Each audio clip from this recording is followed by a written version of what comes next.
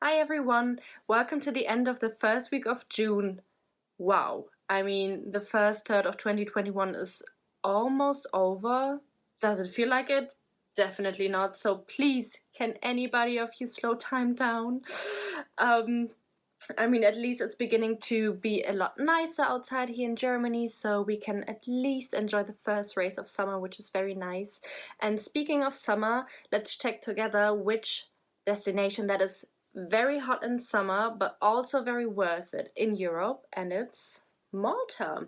So here's some quick information about the small country in the Mediterranean Sea. So as I said, Malta is located in the Mediterranean Sea and consists of three habited islands, which are Malta, Gozo, and Comino, and there are also three uninhabited islands, which you cannot visit. But Malta, Gozo, and Comino are already worth a visit. About 500,000 people live on Malta, and because this main island is so small, Malta is actually on position 5 of the highest population density worldwide.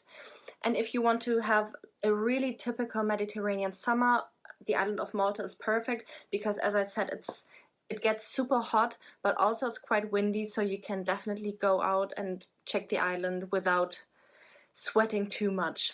So, without further ado, let's check what you can do on Malta.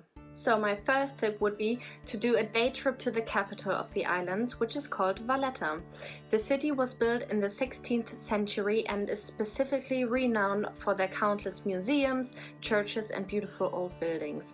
It might remind you of Mallorca's capital because of all the small hidden cafes and authentic restaurants and cute little lanes and streets you can find all around the city. If you're interested in architecture, definitely go to the St. John's Co-Cathedral, which is quite plain from the outside, but from the inside it's just mesmerizing and definitely worth a visit because it is actually the cathedral that is the most beautiful in the whole Mediterranean area. So for all of you architecture lovers, this is the place to go. My second tip would be to book a boat trip to the Blue Lagoon, which is quite a touristy place, but it's definitely worth a visit and worth a boat trip because there's no other way to go to the Blue Lagoon than on a boat. You can basically book these boat trips all around the island of Malta, specifically in the north and northeast of the island, and it'll take you probably about a day or at least several hours to go to the Blue Lagoon and spend a beautiful day there. And I mean, the boat trip is also quite nice because they're probably, or most of them are motorized boats, and that's always fun for me, I guess, especially. And yeah, as I said, these tours are typically a few hours long, so definitely pack some snacks and water and sunscreen, which is super important. And once you arrive at the Blue Lagoon, you will see water. I mean, I've never seen such clear water than in the Blue Lagoon. Malta in general has very clear water because you don't find a lot of sand beaches, but more stony beaches. But the Blue Lagoon was, for me, it was out of this world. I've never seen something like that, where you can actually see the shadow of the boat in the water, like on the ground. It was, yeah, I was just mesmerized by it. It was truly amazing. And the cool thing is that a lot of the boat operators will let you chill out a couple of hours at the Blue Lagoon, and you can sometimes chill on the boat, or you can go to the coast and lay a bit under sun shades, and it's just a place of paradise, I would say. So definitely go there. And the cool thing is, because when you go back, you will go to either the north or the northeast. I would always go to the northeast because then when you go back, you have a beautiful view over the city of Valletta that I previously told you about. And yeah, I mean, seeing a city from the water side is always such a nice thing and has a nice touch to it.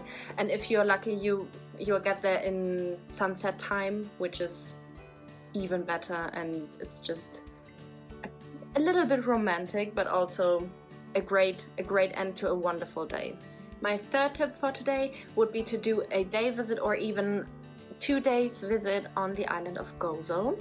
And Gozo is located in the northwest of Malta and is definitely more chill and quiet than Malta, which is overall definitely more touristy and more party and more fun, while Gozo is more targeted and focused to nature lovers, which you can definitely see on the west side of the island, which is popular among tourists because of all the natural highlights that you can find in the west. And yeah, just go there if you really want to immerse yourself in the Mediterranean nature, which can be quite harsh maybe, especially in summer, because there are not many, you know, grand trees, but more like small bushes and a lot of sand, but definitely worth a visit.